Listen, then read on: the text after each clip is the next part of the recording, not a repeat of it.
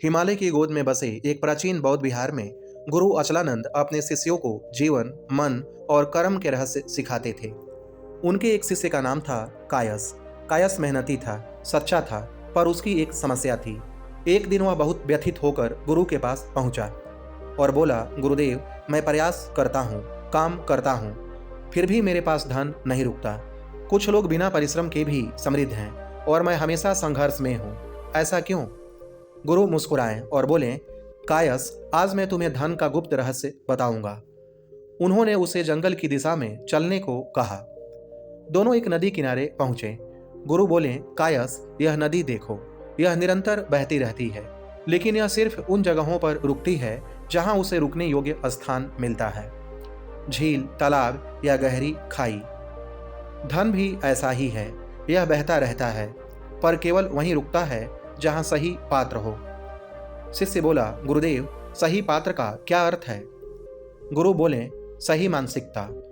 धन का पात्र बाहर नहीं, मन के भीतर बनता है। गुरु ने उसे पानी से भरा एक पात्र दिया जिसके तले में छोटा सा छेद था। कुछ ही सेकंड में पानी बाहर निकल गया। गुरु बोले, कायस, धन इसलिए नहीं रुकता क्योंकि तुम्हारे अंदर छेद है। डर, लालच, कमी की सोच, खर्च की आदत और लक्ष्य के अभाव का। जब तक मन के छेद बंद नहीं होंगे, धन चाहे जितना भी डालो वह टिकेगा नहीं। यह बात कायस के दिल में उतर गई। गुरु ने एक पेड़ की ओर इशारा किया और बोला, कायस, इस पेड़ को देखो, यह फल पैदा करता है, इसीलिए पक्षी आते हैं, जानवर आते हैं और लोग छाया में बैठते हैं।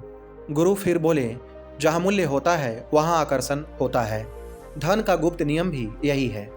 पैसा उसके पास रुकता है जो मूल्य पैदा करता है। जो सिर्फ चाहता है उसके पास नहीं, जो देता है उसके पास आता है। गुरु कायस को विहार के हॉल में लेकर गए जहाँ एक प्राचीन चक्र बना था। गुरु बोले, कायस, धन रुकने के लिए नहीं, गतिशील रहने के लिए बना है। यदि तुम धन रोकते हो वह दुश्मन बन जाता है, यदि तुम धन बहाते हो वह मित्र बन जाता है। यदि तुम धन का प्रवाह सही दिशा में रखते हो वह बार बार लौटकर आता है। शिष्य बोला, गुरुदेव, सही दिशा क्या है? गुरु बोले, ज्ञान में, सृजन में, सेवा में और अनुशासन में। गुरु ने अपने हाथ कायस के सिर पर रखे और बोले, कायस, धन 3 बातों के आगे सिर झुकाता है। पहला, सही सोच, कमी नहीं, संभावनाओं की सोच। दूसरा, सही आदत, बचत, निवेश और अनुशासन। तीसरा, सही मूल्य, दूसरों के लिए उपयोगी बनना। जब ये तीनों एक साथ होते हैं तब धन सिर्फ आता ही नहीं, रुकता भी है। कायस की आंखों में चमक आ गई। वह समझ गया, धन का गुप्त रहस्य धन नहीं, मन है। और कुछ वर्षों बाद वह बिहार का सबसे सफल, विनम्र और समृद्ध शिष्य कहलाया, क्योंकि उसने धन को पकड़ना नहीं सीखा बल्कि धन के पात्र बनना सीख लिया था। कहानी का संदेश यह है कि धन पात्र में रुकता है, हाथ में नहीं। जब तक मन के छेद अर्थात डर, कमी और बुरी आदतें बंद नहीं होंगे, पैसा नहीं रुकेगा।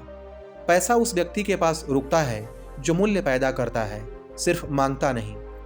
धन ऊर्जा है, प्रवाह में रखें, सही दिशा में रखें। धन का सबसे बड़ा स्रोत आपकी सोच है।